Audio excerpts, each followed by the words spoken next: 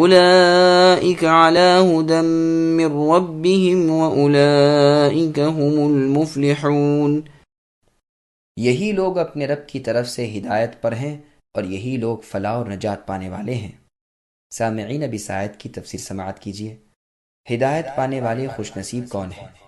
یعنی وہ لوگ جن کے اوصاف پہلے بیان ہوئے، مثلا غیب پر ایمان لانا، نماز قائم رکھنا، اللہ کے دیے ہوئے میں سے خرچ کرنا، رسول اللہ پر جو اترا ہے اس پر ایمان لانا، رسول اللہ سے پہلے جو کتابیں اتریں ان کو ماننا، دار آخرت پر یقین رکھ کر وہاں کام آنے والے نیک عمل کرنا، برائیوں اور حرام کاریوں سے بچنا۔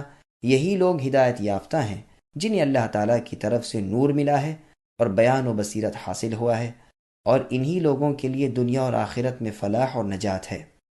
ابن عباس رضی اللہ عنہما نے ہدایت کی تفسیر نور اور استقامت سے کی ہے، اور فلاح کی تفسیر اپنی چاہت کو پا لینے اور برائیوں سے بچ جانے سے کی ہے۔ ابن جریر رحمۃ اللہ علیہ فرماتے ہیں کہ یہ لوگ اپنے رب کی طرف سے نور اور دلیل اور ثابت قدمی اور سچائی اور توفیق حق پر ہیں، اور یہی لوگ اپنے پاکیزہ اعمال کی وجہ سے نجات و ثواب اور جنت کی ہمیشگی کو پانے کے مستحق ہیں اور عذابوں سے دور ہیں۔ ابن جریر رحمۃ اللہ علیہ فرماتے ہیں کہ دوسرے اولئکہ کا اشارہ اہل کتاب کی طرف ہے جن کی صفت اس سے پہلے بیان ہو چکی ہے، جیسے پہلے گزر چکا ہے۔ اس اعتبار سے والذین یؤمنون بما انزل الیک پہلے کی آیت سے جدا ہوگا اور مبتدا بن کر مرفوع ہوگا، اور اس کی خبر اولئک هم المفلحون ہوگی۔ لیکن پسندیدہ قول یہی ہے کہ اس کا اشارہ پہلے کے سب اوصاف والوں کی طرف ہے، اہل کتاب ہوں یا عرب ہوں۔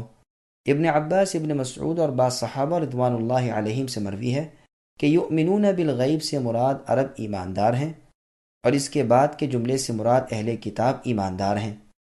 پھر دونوں کے لیے یہ بشارت ہے کہ یہ لوگ ہدایت اور فلاح والے ہیں، اور یہ پہلے بیان ہو چکا ہے کہ یہ آیات عام ہیں اور یہ اشارہ بھی عام ہے۔